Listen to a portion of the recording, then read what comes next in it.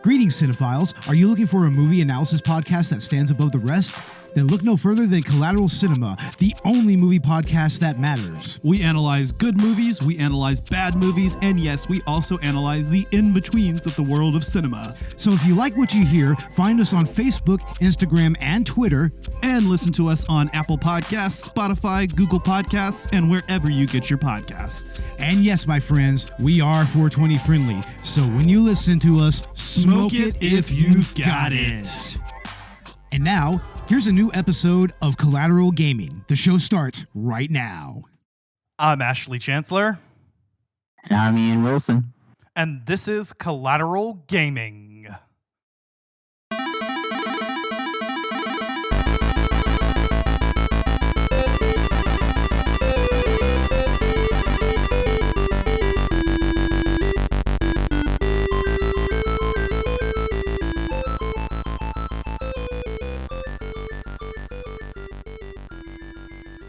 Welcome to Collateral Gaming, the only video game podcast that matters, where we focus on good games, bad games, and everything else in between in the world of gaming. We are podcasting straight from Houston, Texas, and yes, my friends, we are a 420 friendly podcast. So whatever you have, be it blonde, be it blunts, bongs, joints, I think I'm just gonna leave that in there. Smoke it if you've got it. And welcome once again, Ian. This is your second time on the show. How's it going, bro?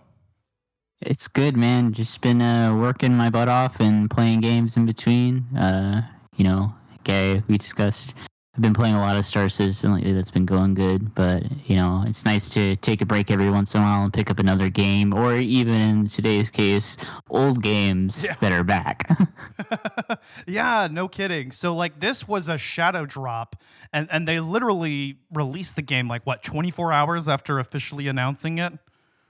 Yeah. Oh, yeah. I mean, there were spoilers that were given for months, but just like Titanfall 3, everybody takes everything with a grain of salt when it comes to these types of games. It had been talked about for years, and seemingly enough, it overshadowed Sky Oblivion, which I'm still excited for. I'd like to see that come out this year.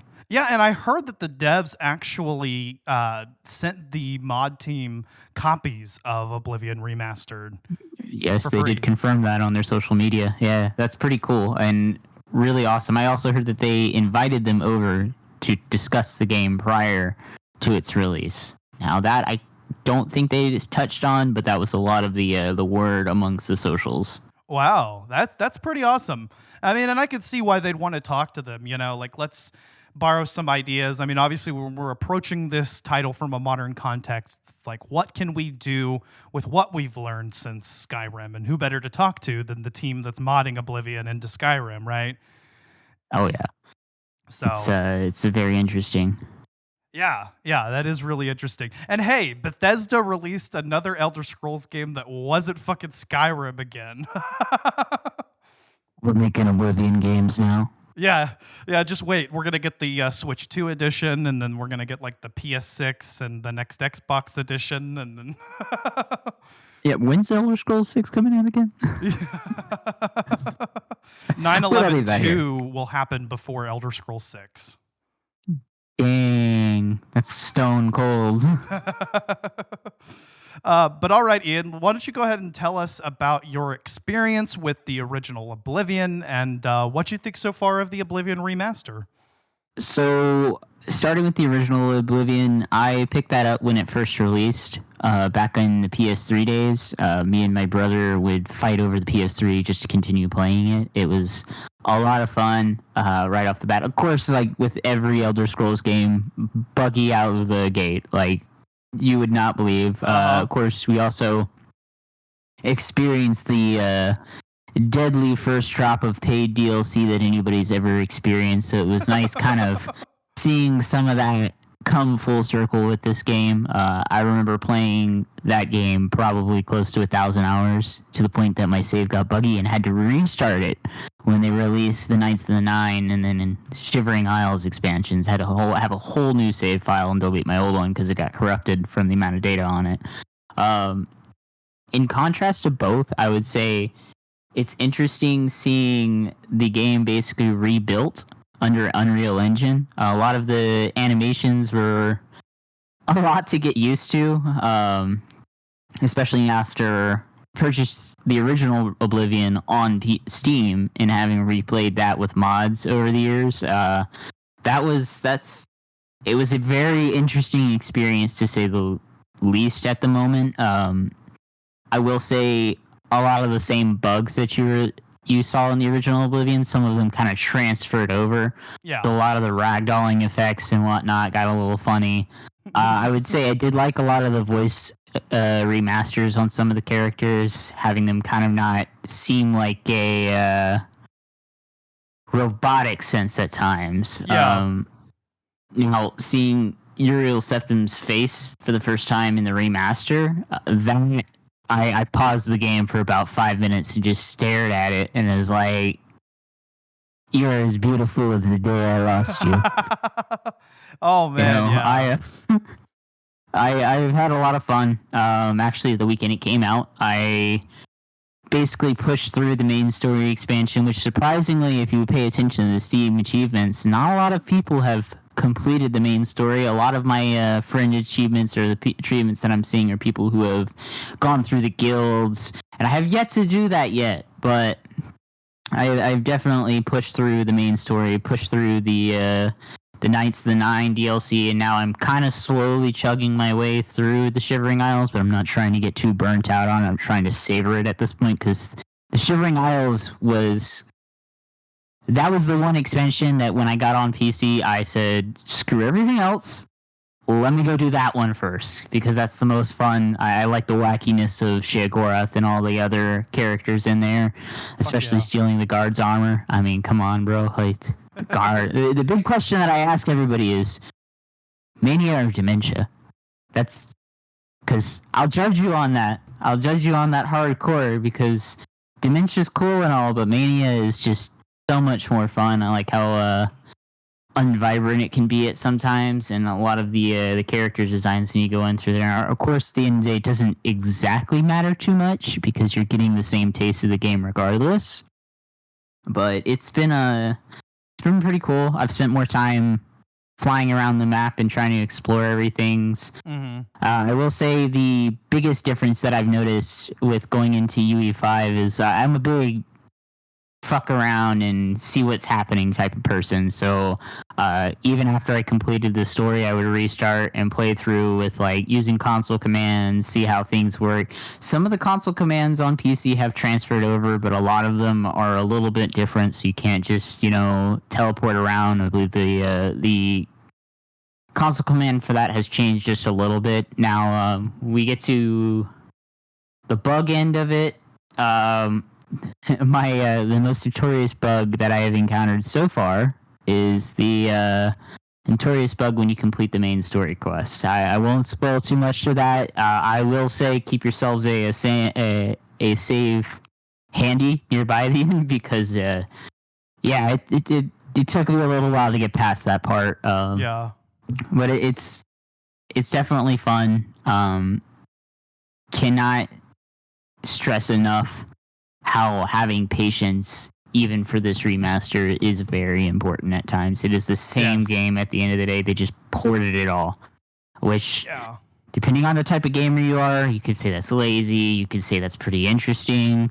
I think porting a game into a whole new engine, with having my experience playing a game where they're porting a whole engine into another engine, is it's a lot of work at the end of the day. I will point that out. A lot of people forget how much work goes into game engines and just making them run smoothly. So when you're porting a game from a relatively 20, almost 30-year-old engine at the end of the day into a new engine that everybody knows and loves and develops on that's also buggy, everything that you can think of will break. And it might not break for some people, but for other people it'll break religiously. Having a beefy PC has kind of helped manage a lot of that stress on it.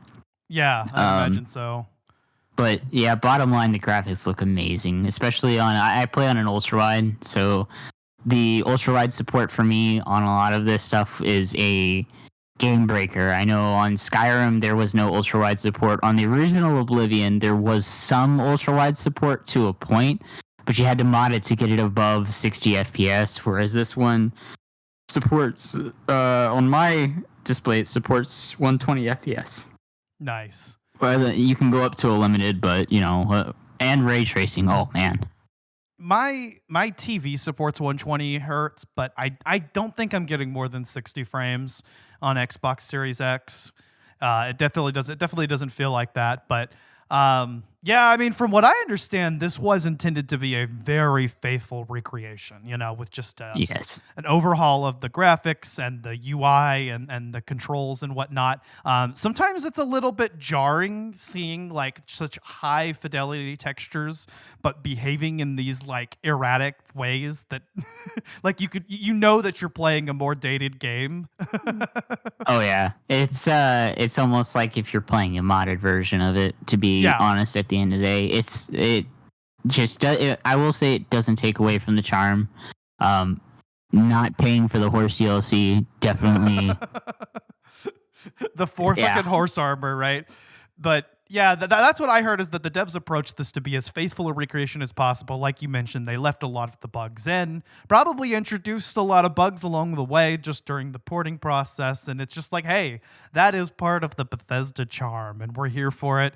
I've come across a few things during my playthrough, that have locked progression, and I've had to reload. Like you mentioned, this is a game that takes patience, not just with the bugs and whatnot, but it is just a very slow-paced game. One that's not quite as cinematic as we've come to expect out of this genre. Honestly, it's kind of one of the pioneering open world RPGs that introduced this world where you can kind of just go anywhere, fuck around, and find out to the mainstream audience.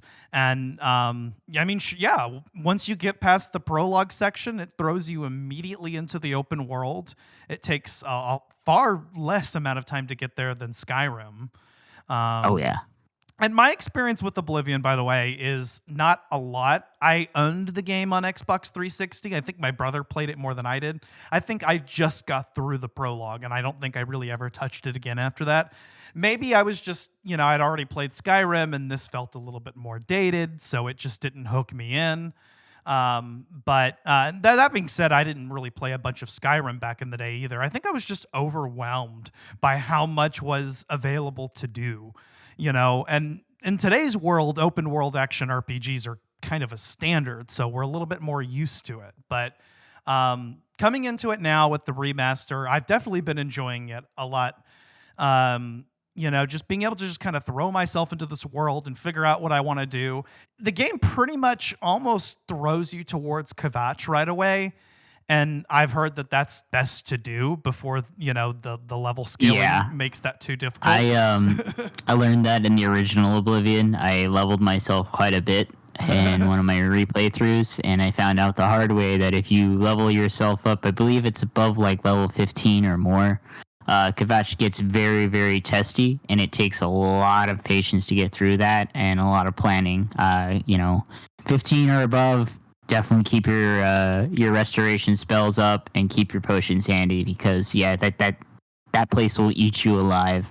Even more going towards the rest of the Oblivion gates. I definitely spent my time going through every single one of them, just because I really wanted to experience the full value of the Oblivion gates in this game. And they were, I believe by the time I finished the main story, I was at around level 10. And the last couple bits of it definitely got a little bit rough. But, that's honestly, it felt more natural too, because the progression system feels nicer. The damage and level scaling is kind of a little bit changed, so it doesn't feel like you're sitting there hitting an enemy with a wet paper towel the entire time.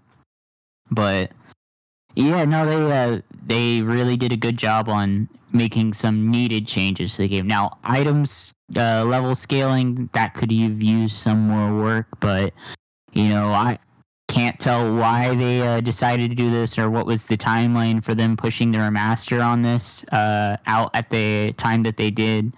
But for a game that probably didn't have much but like a year or 2 years, maybe 3 years to really definitely cook after its development, that's not bad. No. I'd like to see how big the team that worked on it was, because that could really tell us all how much work really went into it and how much crunch time that was done. Yeah, true.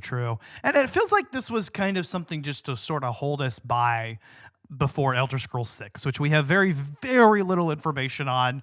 I think all we really know is that they're working on it, and that's about it. They gave us like a trailer, 5 years ago, 6 years ago? I think they gave us like a title screen, and that was it. Title trailer, yeah. But that's going to be fun when it comes out. I'm really hoping that they take the best of both games. One thing I kind of didn't like so much about Skyrim, that a lot of people, I wouldn't say I didn't like it, but it was a big change. Growing up on Elder Scrolls 3 on the original Xbox, my dad bought me that. It was one of the first games that he ever bought me when I got an Xbox.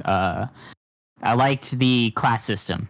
That was pretty cool. It made it a lot easier to decide what you want to do with the game, rather than saying like, where Skyrim is, you have all these options and you really can't just pick one at the end of the day. You're kind of hitting a little bit of everything, whereas with Oblivion and Morrowind, you could still level everything you want, but like you had the ability to pick a class or create your class on skills that you really predominantly want to work on, and those will be the ones that'll carry you through most of the game. Making it fun too to also kind of level the other bits of skills and whatnot to kind of test and see. So when you do another replay, you can go, oh, okay, well, I played, Knight on my first playthrough. Let me play Battle Mage this time around. Yeah. Yeah, that's what increases a lot of the replayability in a game like this.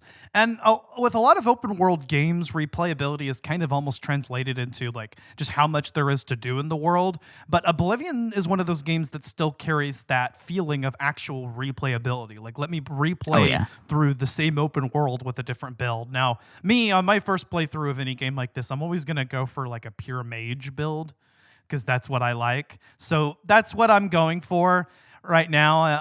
I'm just going for pure mage. I'm actually going through the Mages Guild quest line right now, because I hit the part of the main quest where you get to the Arcane University, and I'm like, well, I want to actually officially enter the Arcane University, so let me focus on that. But as I go to each town, I'm also, picking up side quests and doing things around there. And then I remembered, oh yeah, there was that guy I left hanging in Kvatch because I wanted to bring back Brother Martin right away because I felt like that was more pressing. But here's this guy who was like, hey, take a breather and then we're going to go storm. I'm like, all right, bro. I took like a week breather and came back to him. Oh, yeah. Yeah, it was out of the frying pan into the fryer. Yeah. That's funny. No, it was... They definitely throw you right into it, which is good. My biggest complaint about modern games nowadays is they don't. You spend like an hour, 2 hours going through the tutorial and the base entry into the story, and like for me, who I sometimes heavily rely on Steam's refund policies, it can be really distressing to pick a game when it comes out, and you'll have to spend a couple months kind of watching videos and figuring out if you really want to do it. Where like this one, I was out of the Imperial sewers and into Kvatch in like under an hour and a half, 2 hours, which for most people, that's enough time for you to sit there and realize, okay, is this going to be interesting enough? And really, like, if it throws you into the shit, proverbially, like this game does, you'll get hooked instantly. I mean, like I said, I have a lot of struggle picking up games and kind of getting interested in story, like trying to replay one of the old Final Fantasy games right now, and it's just not kicking with the amount of time it takes just to get the game going. Whereas Oblivion's like, here's your sword. Yeah. Here's your little gem. Okay, go do that. Yeah, I remember, like, I mentioned earlier, even the Skyrim tutorial section is significantly longer, And you kind of hit most of the same beats, like, okay, like here, let me show you how to use a weapon, how to use a bow, how to use magic, things like that. But Oblivion, just like you said, it goes through it much faster and then throws you into the open world as soon as you clear. And I mean, you can spend time in the Imperial sewers just leveling up and stuff, but or if you've played through this a few times, you can just rush your way through and just access the open world, and then the world's your oyster, really. And I really appreciate that. I appreciate a game in this era that was ballsy enough to just give players the freedom to fuck around and find out. Now, in their defense on that, definitely everybody, and I wouldn't say everybody's played Oblivion, but a lot of people are familiar with Oblivion. A lot of like gamers, especially if you were born in like the late 90s, some of the early 2000s, most of us have played Oblivion when it came out. I mean, that was the big thing when I was in middle school, high school. Me and my friends would constantly talk about what we did in Oblivion, how we built builds that absolutely were just stupid broken. One of my buddies, his dad worked at Microsoft at the time, and he loved to go around as a necromancer because, his theory was, why do I have to worry about dying if I have everybody fighting for me? Yeah. Which, everybody knocks it, and then you try a necromancer build, and you're like, okay, that's fair. Yeah, it does a lot of the game for you. Yeah, that's awesome. That's something I should try out. I remember, going through the world and talking to people at the Mages Guild. They're constantly talking about the whole, necromancy's banned now. The Mages Guild has seen a lot of people leave. And oh yeah, no, I did a definite couple of playthroughs on the original Oblivion. I haven't done that on this one yet. Like I said, I'm still working through my first playthrough, but I'm gonna, as soon as I get through all that stuff, I probably will start on a necromancy build character and see how it still holds up in the current Oblivion.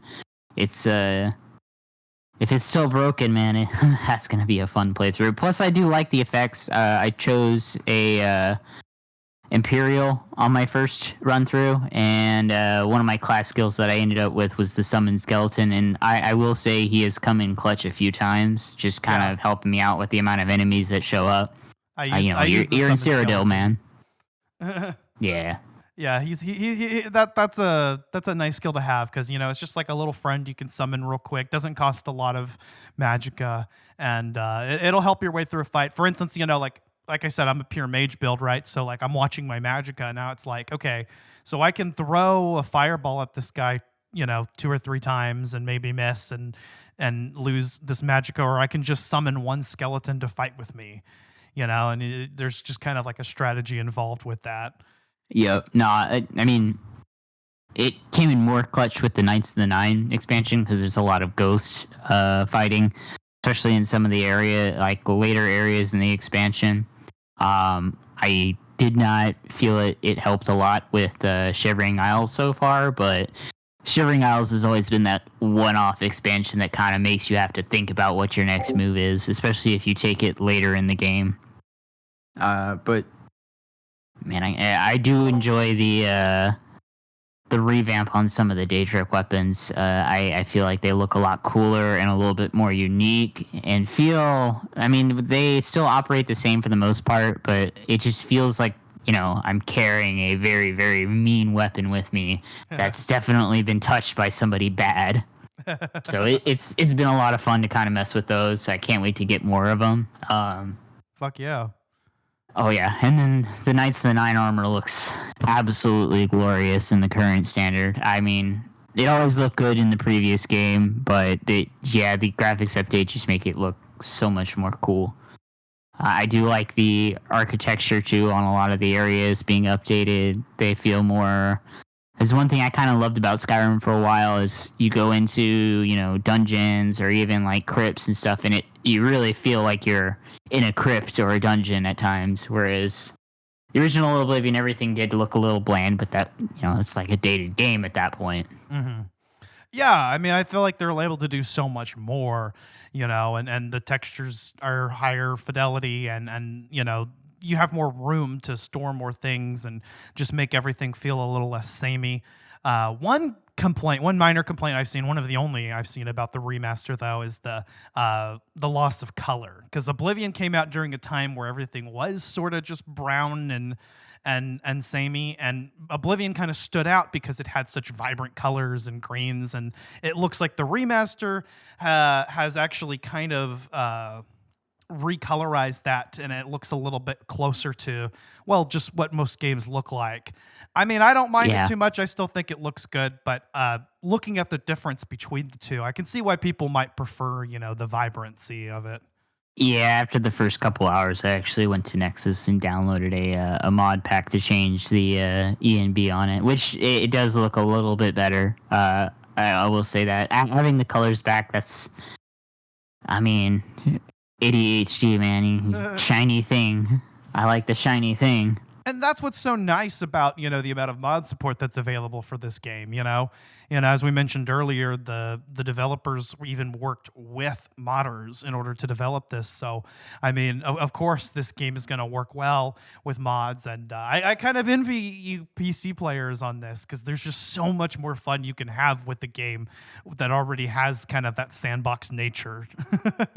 Oh, yeah. No, it's been good. Now, I would say the modding support on the Unreal Engine's a little bit different. The mod development is coming at a slower pace than what you would normally see with most Bethesda games.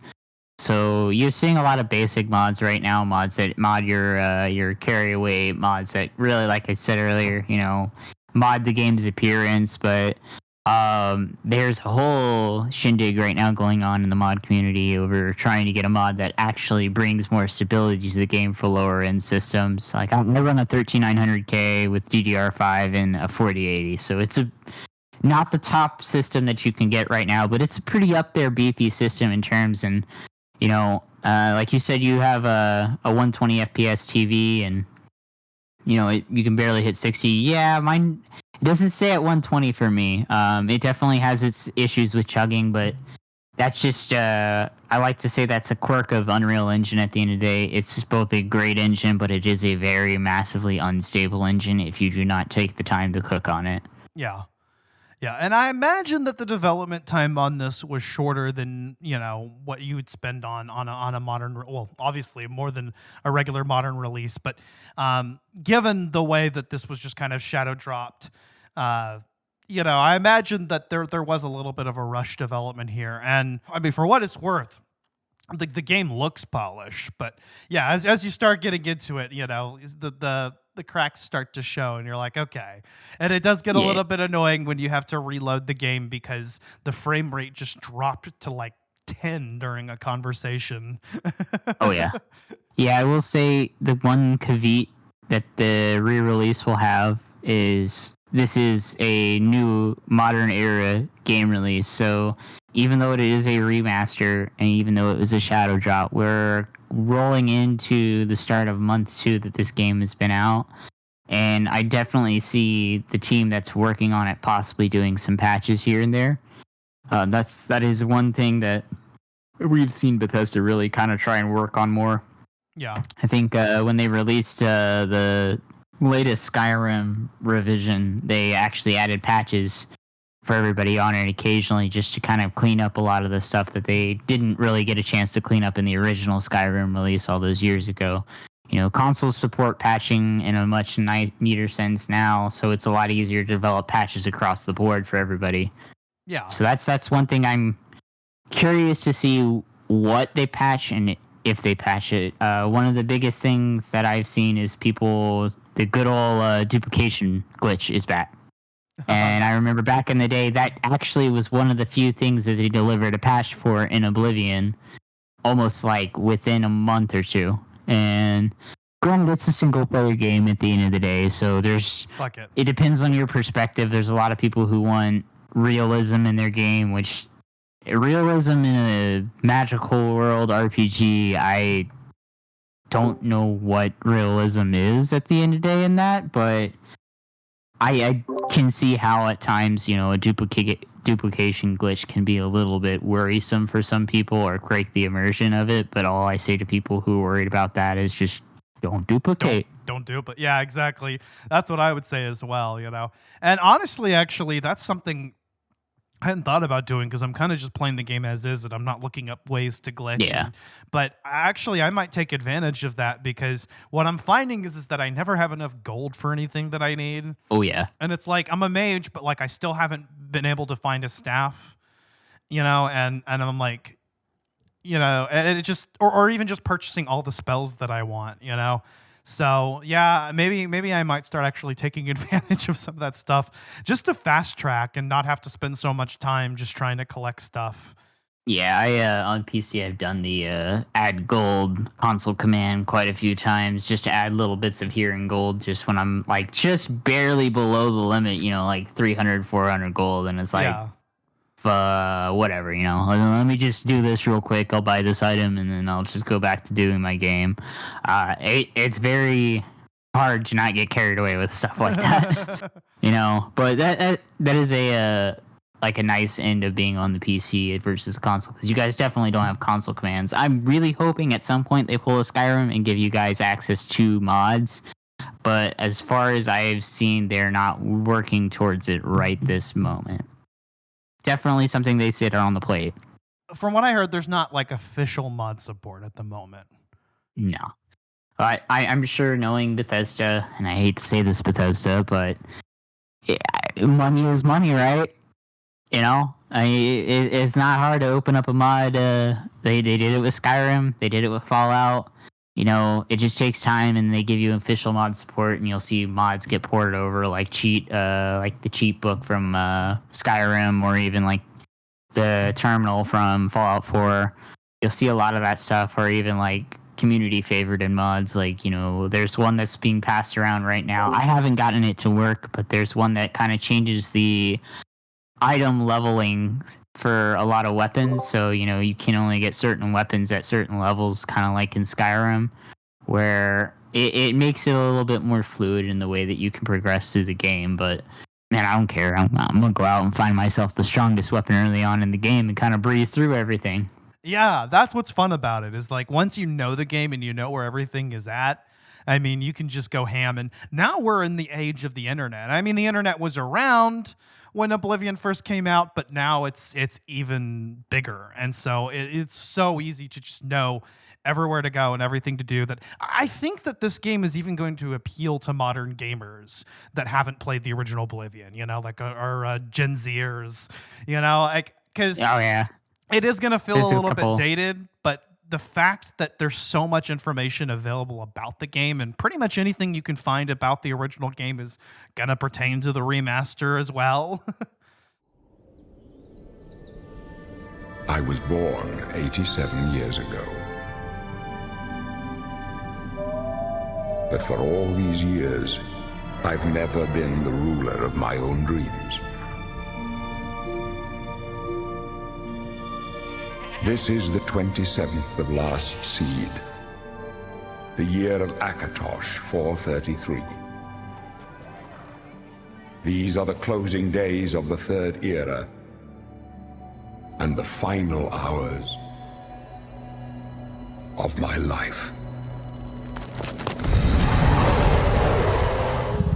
I have seen the gates of Oblivion, beyond which no waking eye may see.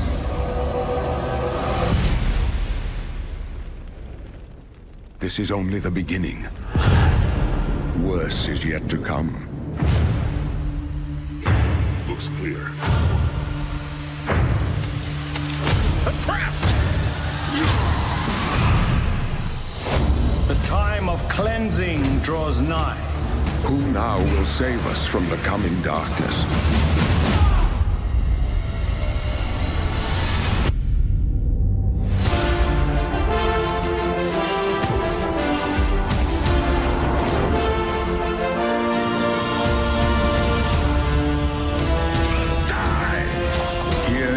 Find your own path. Remember the Emperor!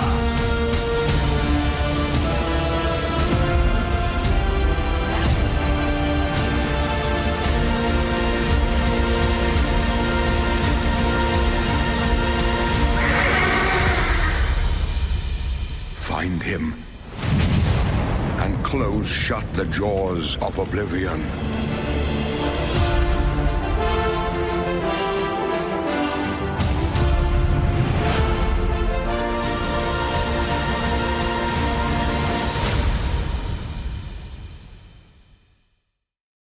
Yeah, definitely. I actually have a couple of younger friends who are in college right now, and they're in like their early 20s that have picked it up. They ask like, "Hey, you're an old guy. Have you played this game?" And it's like, "Sit down, my child. Let me tell you about a time of war times." It's great to see them enjoying it too. Because a lot of these guys grew up on Skyrim and they played the heck out of it in middle school and high school. And dude, A1 to you guys for picking up this, because a couple of them have expressed their frustrations about it, but then they go, "Yeah, but it's fun though. It's a fun mess up." It's great to see it. There's just so much chaos. I haven't hit the new missions they've added. So there are some missions they added for like Talos and Mehrunes Dagon gear. I haven't touched those yet. I gotta figure out how to access them. I'll probably go looking up later this weekend to see what it is. But I do like that they did add some fresh things with this game, and you don't need to have. Actually, I think you do need to have the deluxe edition to access those. But it does make it. Yeah, it does make it still fun regardless. I do like that rather than kind of nickel and diming everybody like they did back in the day. They did give you all the base expansions. So you even got the tower, the Frostcrag Spire, and a couple of other really good mini expansions. So that's actually been fun. I enjoyed it so much, I did the dirty deed of getting rid of my old Oblivion game in my library. I just said, you know what? I don't want to play with you anymore, so let me go ahead and delete this. I mean, there's really not much point because even the nostalgia has carried over to the remaster. Oh, dude. Yeah, the modding scene for Oblivion basically dropped off overnight, and so you don't see many people working on those mods. Most of those people who were working on mods to the original Oblivion immediately started picking up the remaster as soon as it released and started going ham on that. Yeah. So in the next couple months, we're going to see a lot of those mods get transferred over. Body mods, armor mods, weapon mods. That's going to be great. I've even seen some people start working on some of the wackier mods that you've seen from Skyrim, like adding guns to the game and whatnot. Fuck yeah. So, man, dude, I can't wait. This game is just going to keep giving, and then that's awesome. Like, what a win for gamers right now that we're getting so much out of the industry. I mean, Oblivion came back. We got Expedition 33, which is making some waves, and just a whole lot of content. Yeah. It's say after some people, we are so fucking back, baby. So fucking back. Oh, and I've actually been saying it the past couple of years that gaming is still good. You just need to play good games. But I mean, here's an example of a win for the industry in a sense that, in a world where we're approaching the price of standard games might be $80, let's drop this remaster for $50 and it's free if you have Game Pass. I mean, that's kind of the biggest enticement right there, because I have Game Pass and it's like anytime something comes on Game Pass, I'm like, a new game, I'm like, yeah, I might as well download it and play it because I've got nothing to lose, Yeah, I use Game Pass sometimes to decide if I actually do want to buy a game. So like with this game, actually the day that it released, I called my fiance and asked her, I was like, look, boot up my PC, open up the Xbox app, download the Oblivion remaster for me because I want to play it when I get home. And I played it for about 3 hours and was like, yeah, okay. This is worth it. So I immediately uninstalled it from there, went to Steam, bought it on Steam. And I've been pretty happy with that. I don't have any buyer's regret yet. I know a lot of people that ended up buying this, even though they have Game Pass. Oh, it was worth it. Yeah, I would say it was definitely worth it at the end of the day. This is a game that, even though, again, like, it's a remaster, I had the original game. The work that they did with it was enough for me to go ahead and support what they did in my full value. My biggest gripe about a lot of Game Pass stuff nowadays is a lot of the developers don't really get their full money's worth when you're playing the game through Game Pass. Yes, Game Pass does generate a lot of revenue for Xbox and their studios that are associated with it. But at the end of the day, it feels much nicer to just go ahead and buy it and go directly to the studio and say, I loved your game so much, I want to own it forever. Yeah. If it goes off Game Pass, then you lose it. True, yeah. And then that's speaking with our wallets too, you know? It's like, hey, this is a good move. I want to show you that I support this. And I know a lot of people have an issue with the subscription model because they want to feel like they truly own games. And to those people I say, go truly own the games that you want to truly own. You can pay for those. But Game Pass is nice because it gives you the opportunity to try things out first. And so, you know, like, okay, yeah, here's a new remaster of Oblivion that just dropped a day after they announced it. Is this actually any good? Like, I kind of want to like test it out and see, okay, yeah, you know, or for me, who's just playing so many games right now and already having to spend money, you know, it's nice. So, it does save money. Yeah, it's a great move on Bethesda part. I mean, since they were acquired by Microsoft, I guess it's kind of a given. But, you know, you won't ever see first-party or exclusive titles ever drop on PlayStation Plus's version of Game Pass day one. You'll never see it. No, yeah. Nah, it's it's a sweet deal they got going on. Like I said, it really helps out them and the studios that associate with them in Game Pass because it gives people, like you said, the opportunity to kind of see if it's worth it at the end of the day. And I agree with the rising prices of games nowadays.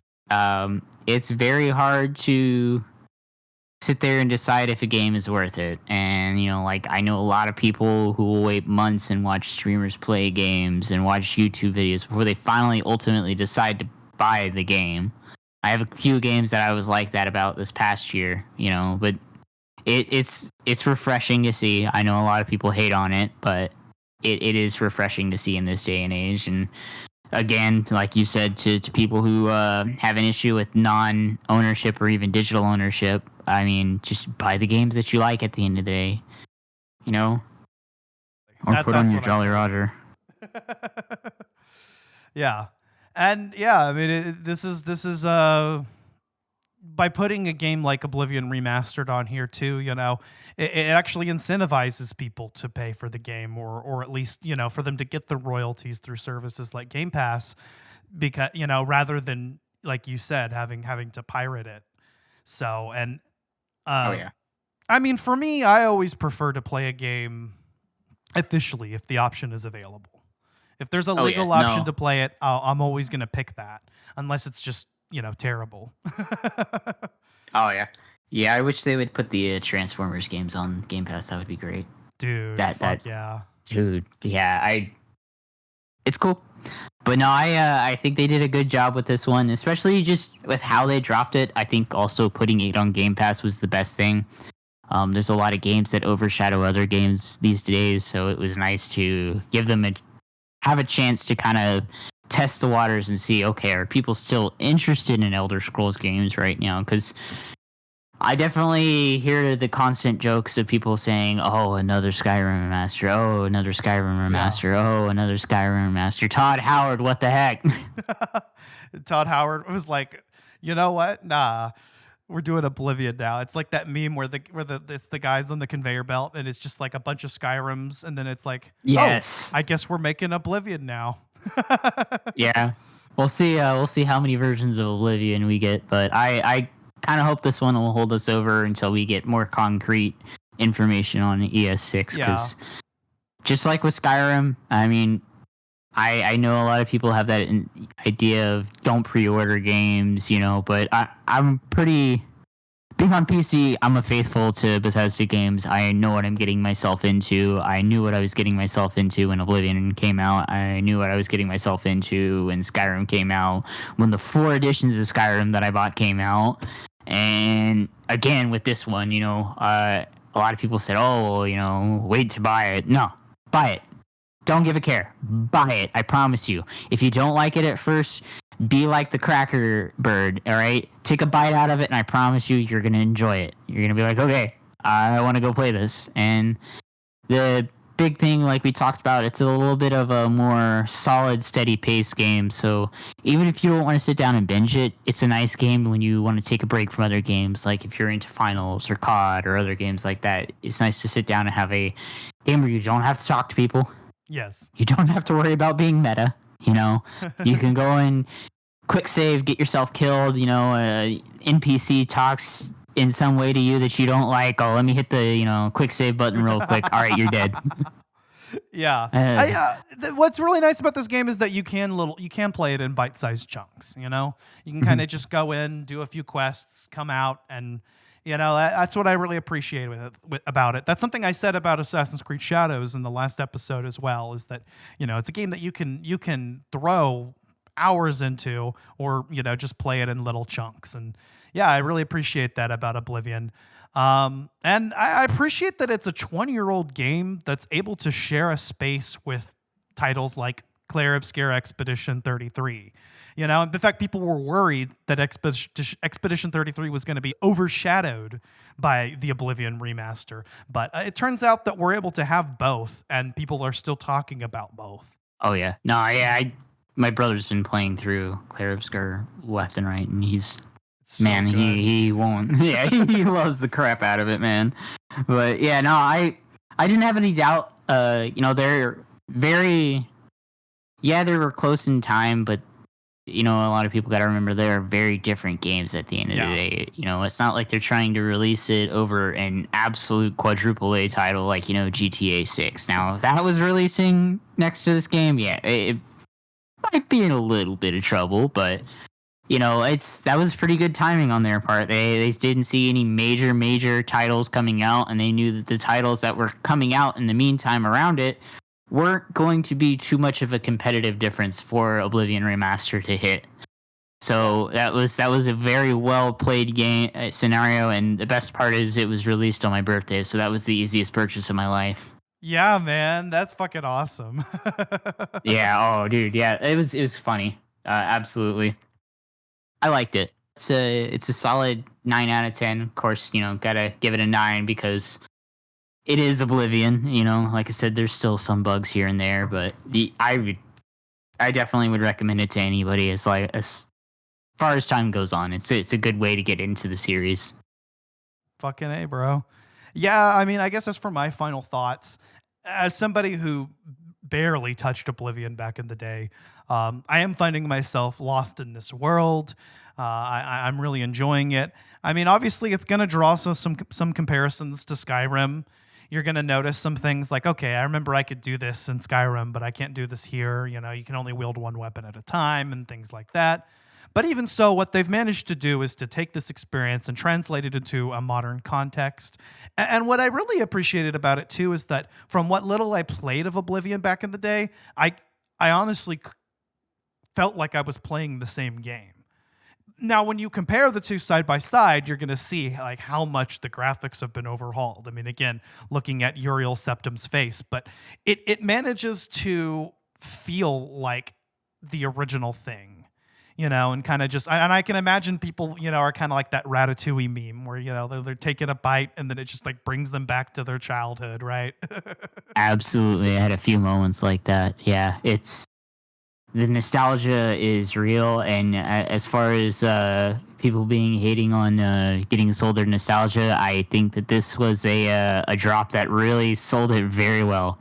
A lot of people really want to experience their nostalgia nowadays, especially when you get in your later years. It's some games, when you've played enough of them, they don't hit as well, and seeing something get kind of refreshed and thought in again, that was, I felt like I was a kid again.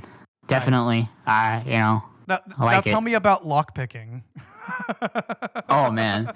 You see, these kids today from Skyrim don't know about the legendariness that is learning how to lockpicking, bro. That was, for me, it was a little bit, it can be a little bit jank at times, but that was always the thing. It was, you have to be very quick about what you're doing with it and kind of get a feel for it. I would say it's a lot easier on controller because of the vibrations than it is on PC. But same difference. It's gonna be a little bit testy with you. Now, if you're on PC, I would recommend if you hate lockpicking, absolutely hate the lockpicking system, there is a nice mod out there already that restores Oblivion's lockpicking system to what it was like in Skyrim, so it's a little bit easier. But I mean, come on, who really wants easy lockpicking at the end of the day? I like that there was a lot of risk for reward with it. You can go through your lockpicks quite a bit fast. Having the ability to force your locks again. There's a couple of locks where I was just like, you know what, sod it. I'm just gonna go through all my lockpicks. Yeah. And sometimes it works, sometimes it doesn't. There's options, like you can force it, you can quick save and just save scum until you get it right. You can be like me and find the spells that unlock everything, or you can find the skeleton key. Oh yeah, the skeleton key is I gotta get that. That I do remember that thing being absolutely beautiful, especially when I was in the later game back on the original on PS3. That was once you get that, I didn't even know it existed when I got it. I just was playing through the whole Thieves Guild, everything, and then I picked it up and I was like, oh, this doesn't break. All right. Yeah. You can sit there and just power level your lockpicking at that point. It's been, like I said, really nostalgic. It's been really cool to have a lot of these options again, and they didn't change too much about it. It feels exactly like Oblivion should, with some small minor changes to make things feel a little bit more fluid. Yeah. Especially with the skill set leveling. That, I mean, I can't tell you. Everybody does it. The first thing I did when I was getting out of the ruins is start jumping everywhere I could. Get those acrobatics up, get that athletics up, and nothing can stop you at that point. Yeah. Yeah, I was jumping around and moving around and noticing my acrobatics go up, and I was like, all right, well, shit. Yeah.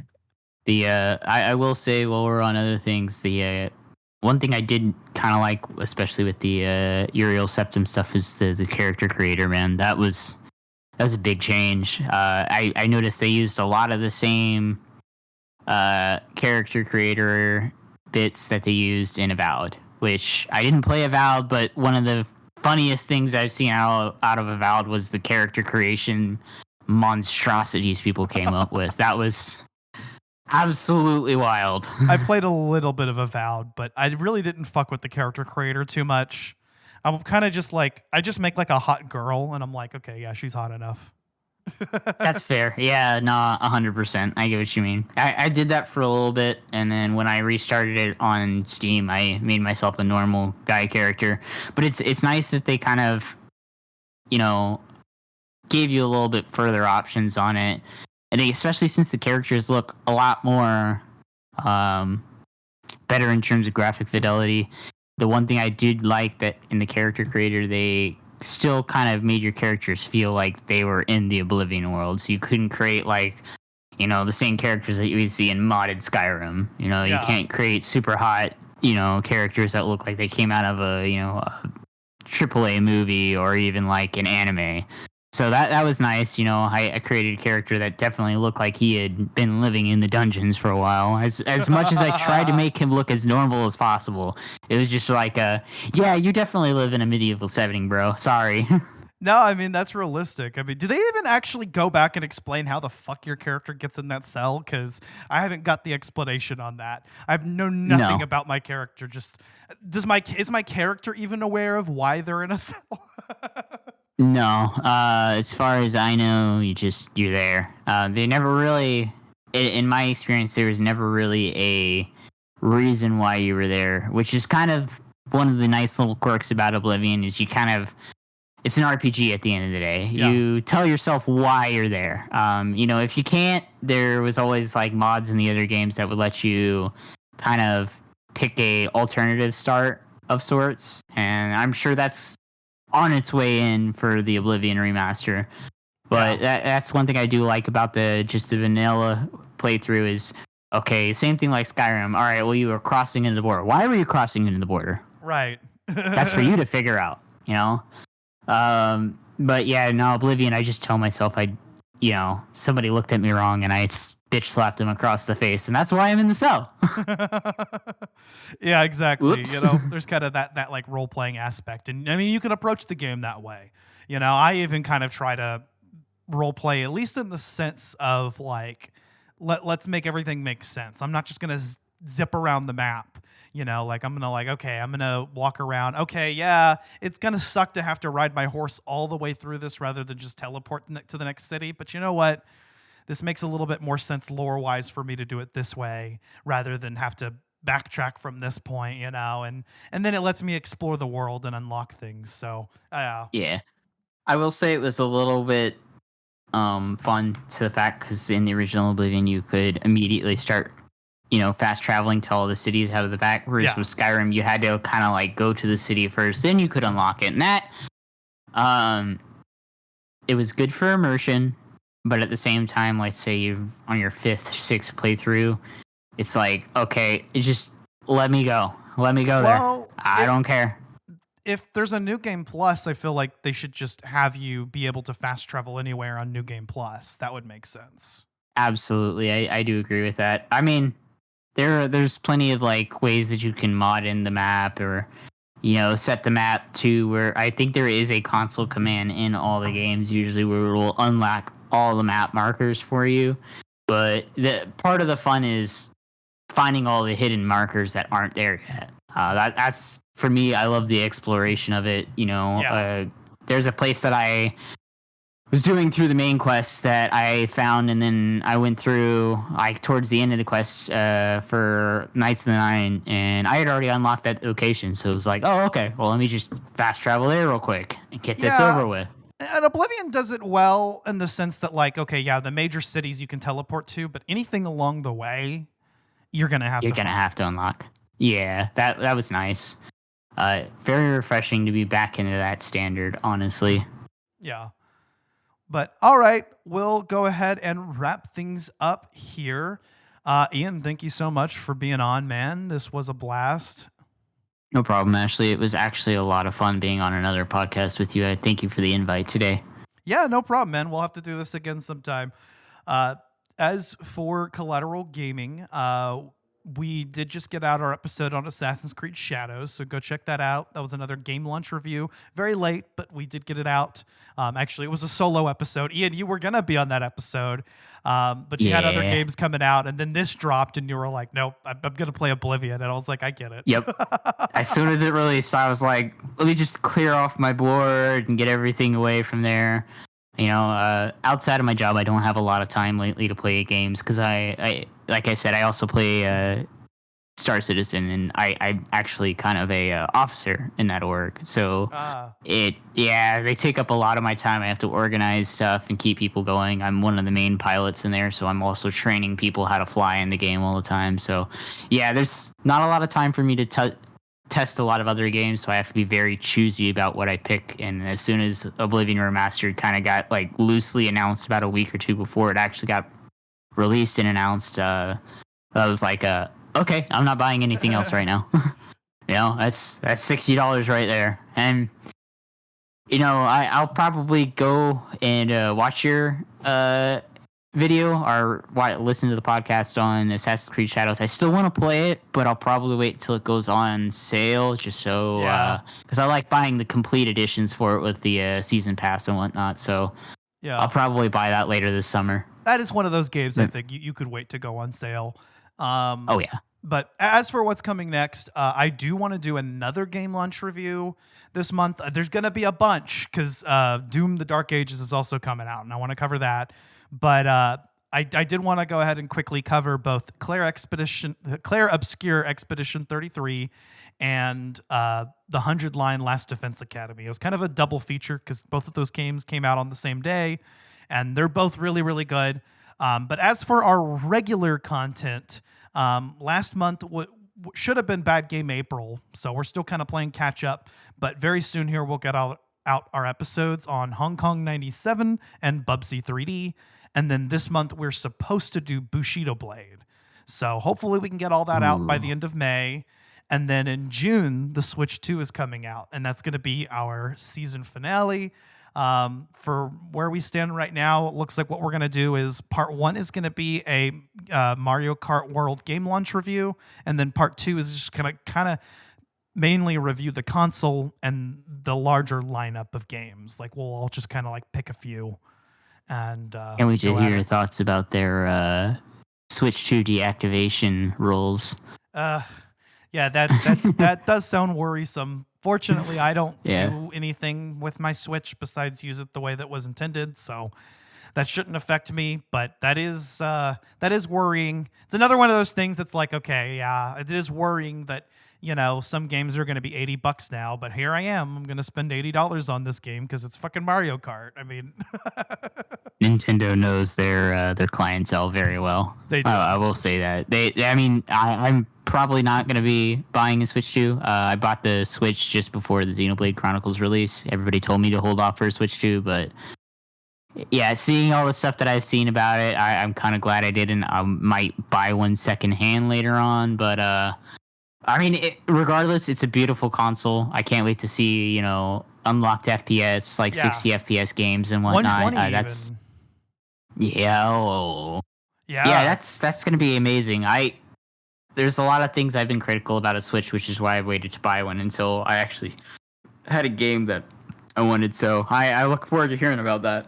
Yeah, Switch 2 is going to be a massive upgrade because people underestimate how underpowered the Switch 1 was. And Switch 2 is pretty much bringing that up to modern standards with 1080p 120 and 4K 60.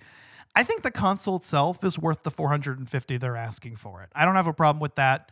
I do have a problem with the $80 thing because I feel like it's a bad precedent to set because it's going to tell people now you can start charging $80. And I'm a defender of the $70 game. The games were $60 for fucking like over 10 years.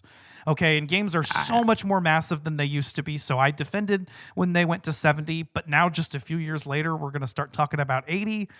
That's a little worrisome. If it's just games like Mario Kart 8, for instance, I mean, that's a game that provided a value, right?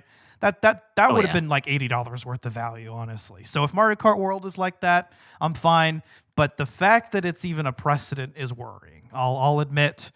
I do agree with you. I would also say I can't talk. My main game that I've played, I've definitely spent over $1,000 on. So, I mean, whoopsie. That's how they trap us.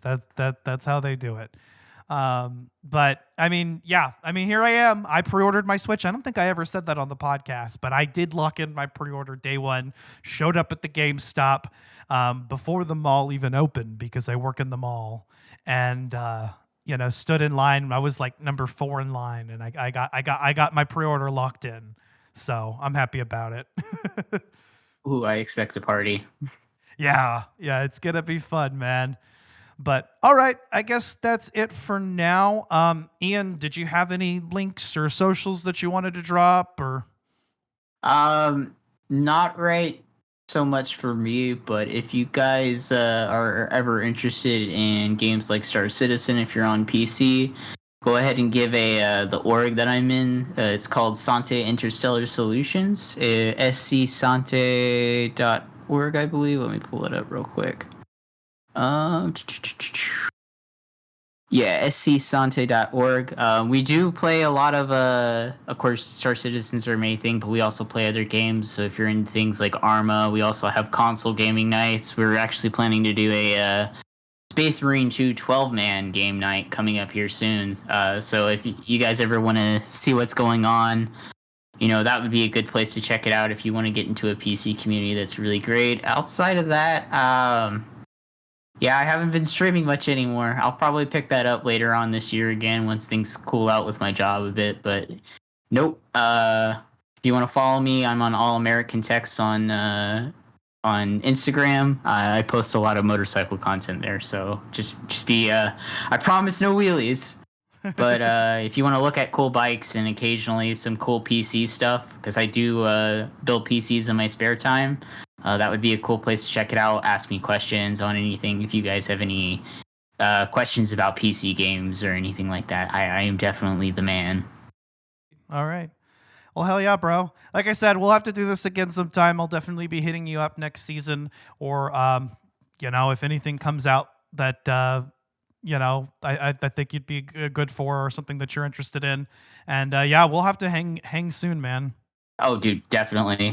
Let me know next time you're in San Antonio, brother. I got a couch to crash if you need a place. Technically, I'm coming down this weekend, but I don't have a car, so that does make things a little bit difficult. No worries, man. Yeah, just hit me up if you want to go do anything, or if you just want to barbecue or something. We can figure something out. Hell yeah, that would be great, brother. Well, all right, man. You can find Collateral Gaming wherever you get your podcasts. We are also on at least most social medias: Blue Sky, Threads, Instagram, Facebook, and Twitter. And we do have a Patreon. We also do have a new link for our merch store. So we were on TeePublic. Now TeePublic has this like specialized version of the store called Dashery. So the link will be in the show notes, but it's collateralmedia.dashery.com. So if you want to support the show and wear some Collateral Media swag, you can go do so there. We also do have a Buy Me a Coffee. We also have our sister podcast, Collateral Cinema. We did just get out another episode that we got out later than we had intended, but Ghost in the Shell. And very soon here, we're going to have out our episode on the Doctor Who 50th anniversary special, Day of the Doctor. And then we'll be wrapping up the season with Mean Girls and a redux on The Room. Oh, man. Yeah. On Wednesdays, we wear pink. Yes, on Wednesdays we're gonna have to record that on Wednesday and like have all of us wear pink. I don't think I even own a pink shirt, and I doubt Bo or Robert do, but.